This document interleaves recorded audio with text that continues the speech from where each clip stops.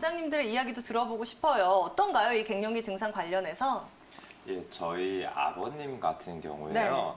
예전에 갱년기가 오셨던 것 같은데 그때는 저희가 잘 몰랐습니다. 이제 주로 좀 연세가 드시고 저희가 나이가 더 들고 하다 보니까 같이 지내는 시간이 적어지잖아요. 그렇죠. 좀 저희는 좀 대학 다니고 또 여러 가지 일들 때문에 부모님한테 좀 무심해지는 경우가 많았는데 그러고 지나거나 생각을 해보니까 아버님이 갑자기 좀 우울감이 심해지셔서 여러 가지 그런 얘기도 좀 많이 하시고 그 다음에 특히 알코올의 사용 빈도가 좀 높아지시고 술을 많이 드시고 그랬던 게 그때는 아이고 왜 이렇게 술을 많이 드시나 이런 생각만 했었는데 좀 지나고 나서 생각해 보니까 단순히 이제 정서적인 우울감이나 그런 것도 있지만 아예 연세가 드시고 체력이 떨어지고 호르몬 변화가 오고 이런 부분들이 남성 갱년기의 일종이었구나 하는 생각이 또 지금 들더라고요. 나타난 증상도 다른 만큼 개인별로 치료가 좀 많이 달라질 수 있는 거네요. 네.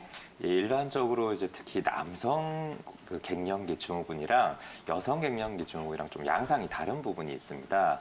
여성분들은 이제 폐경이라는 신체 변화가 두드러지게 나타나고 거기에 따른 호르몬 변화가 굉장히 두드러지게 나타나서 증후군들이 생기기 때문에 이 호르몬 치료 같은 경우에도 이제 들어가면 일단 관련된 갱년기 증상의 효과를 좀 보는 경우가 많은데요.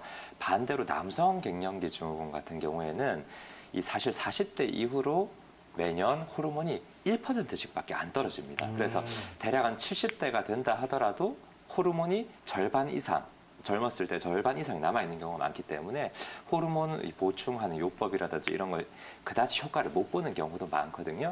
그래서 이런 이제 남성 특히 갱년기 같은 경우에는 이제 일반적인 호르몬 요법, 일괄적인 이런 호르몬 보충 요법보다는 다른 이제 정서적인 지지라든지 뭐 취미생활을 찾으시는 부분들 이렇게 여러 가지 전체적인 사회적인 부분을 좀 고려를 해서 치료를 들어가시는 것이 더 도움이 됩니다. 화병하고 갱년기가 또 비슷한 증상이 굉장히 많잖아요. 어떻게 좀 구분을 하면 좋을까요? 일단 화병 같은 경우는요 일반적인 우울증과 달리 좀 아까 말씀하셨지만 억울증에 가깝습니다.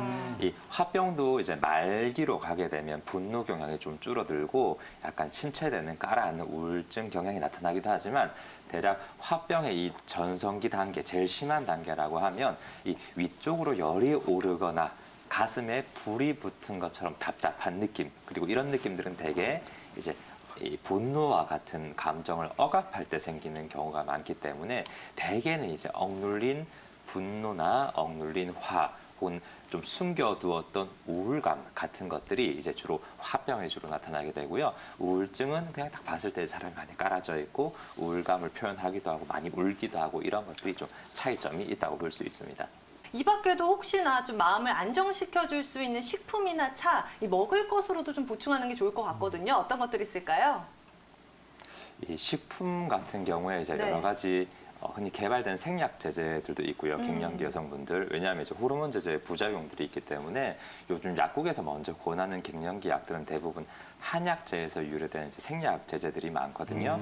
그래서 이제 그런 경우는 사실은 한약재의 특성상 체질이라든지 이 진맥을 보고 상태에 맞춰서 약이 들어가게 되면 효과가 더 좋은 경우가 많고요. 아까 앞에서도 얘기 많이 하셨는데 저도 이제 갱년기로 오시는 분들 있으면 특히 이제 가족 관계를 좀 튼튼히 하는데 제가 주안점을 좀 두거든요. 그래야 이제 정서적인 안정이 좀 생기기 때문에 그래서 제가 항상 오시는 아버님들, 어머님들 막론하고 말씀드리는 것 중에 하나가 이제 부부 관계가 돈독하면 정서적으로 사람이 안정이 되잖아요. 네. 그러게 하기 위해서 제일 기본적이고 쉬운 팁이 한 가지 있는데 집에 가서 배우자끼리 손잡으라고 항상 얘기해 줍니다. 스킨십이요? 예. 제일 가볍고 편한 스킨십인데 손을 잡고 이렇게 다니다 보면 부부관계가 훨씬 돈독해지거든요. 그래서 그런 부분도 제가 많이 추천을 해드립니다. 비염이 있는 경우에는 이렇게 후비루 증후군으로 넘어가는 게 일반적인 현상인가요? 최재 원장님?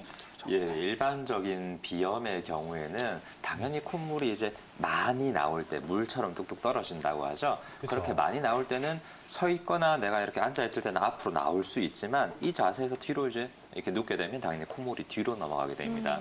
그래서 감기라든지 아니면 초기 급성 비염에서 콧물의 양이 많을 때도 당연히 누워 있으면 콧물이 뒤로 넘어가는 이런 후비루 증상이 생길 수 있고요. 근데 내가 특별하게 콧물이 밖으로 많이 보이지 않는데 감기 걸린 것도 아닌데 지금 이제 시청자분이 말씀하시는 것처럼 이제 후비루 증후군으로 발전하는 건요. 대개 이제 비염이 조금 만성으로 진행되게 돼서 코 속 점막이 많이 부어서 앞으로는 막히고 뒤로는 끈끈한 콧물이 이제 고이면서 이게 막히니까 앞으로는 못 나가고 뒤로 자꾸 넘어가게 되는 거거든요. 이런 식으로 비염이 초기 비염이 조금 오래 진행이 되면서 만성 비염으로 바뀌기도 하고 또 이럴 때 후비루 증후군이 동반되는 경우가 많습니다. 네, 그렇다면 원장님 보통 콧물 하면 맑은 콧물도 있고 뭐 짙은 노란색, 점성이 가능한 콧물 좀 다양하잖아요. 원장님 비염 증상을 의심해 볼 수 있는 콧물 상태 어떤 것들인가요? 예, 앞에서도 간략하게 말씀은 드렸는데요. 대개 초기의 비염이라든지 혹은 내가 평소에 좀 몸이 차고 약하고 허약하고 이런 분들은 이제 콧물이 말 그대로 물처럼 흐르게 됩니다. 물처럼 뚝뚝 떨어진다고 표현을 하는데요. 거기다가 이런 콧물이 많이 나오는 시기가 내가 찬바람을 쐈을 때라든지 아니면 새벽이나 아침처럼 체온이 제일 낮을 때 몸이 찰 때 이런 콧물이 나오게 되는 건데요. 반대로 얘기하면 내가 몸이 좀 따뜻하고 특히 이제 한의학 쪽에서는 호흡기나 폐가 따뜻하신 분들은 이런 콧물이나 가래 같은 게 잘 생기지 않고 순환되고 말라서 없어진다고 얘기를 합니다. 근데 반대로 이렇게 몸이 차신 분들은 이런데 이제 물이 제대로 순환되지 못해서 콧물이나 가래 형태로 나오게 되고 특히 그런 것들이 찬 데 있을 때, 추울 때 좀 더 심해지는 양상을 보이게 되고요. 이게 시간이 많이 흘러서 약간 만성 비염으로 가게 되면 콧물을 계속 쏟다 보면 나중에 코 안이 건조해지게 됩니다. 진액이 다 빠져버리기 때문에 그럼 이제 코 속이 좀 건조해지고 말라 들어가고 이 건조해지면 점막이 또 예민해지기 때문에 콧물은 없는데 재채기나 가려움증이나 코막힘 위주의 증상을 호소하시는 것이 일반적인 만성 비염의 형태고요. 또 이럴 때는 재채기 할 때만 콧물이 잠깐 나왔다가 평소에는 또 코가 바짝바짝 마르는 느낌이 든다고 얘기를 하시거든요. 그래서 이런 초기나 혹은 만성 이런 차이에 따라서 콧물의 양이나 또 끈적끈적함이나 이런 것들이 차이가 좀 나게 됩니다. 네, 이렇게 비염의 정도에 따라서 콧물의 형태도 바뀐다는 점도 잘 기억하시면 좋을 것 같은데요. 최준 원장님, 그런데 또 이렇게 콧물 하면 저는 생각나는 게 많은 분들이 뜨거운 음식을 먹거나 아니면 매운 음식을 먹을 때만 콧물을 흘리시는 분들이 있어요. 예, 이 예. 경우도 비염과 좀 관련이 있는 건가요? 예, 이런 경우에 흔히 우리가 이게 병인가, 아니 그냥 매운 거 먹으면 좀 콧물 땀 좀 나지 않나 그쵸. 생각하시기 쉬운데 이것도 병명이 있습니다. 이제 미각성 비염이라고 해요. 그래서 양반에서는 자율신경계 쪽의 움직임이 좋지 않아서 그런 거다라고 이제 보통 진단을 내리고 또 거기에 해당되는 스프레이나 약을 쓰게 되는데요. 한의학에서는 이런 경우는 이제 위장에 열이 많은 분들이 주로 이런 게 생긴다고 말을 해요.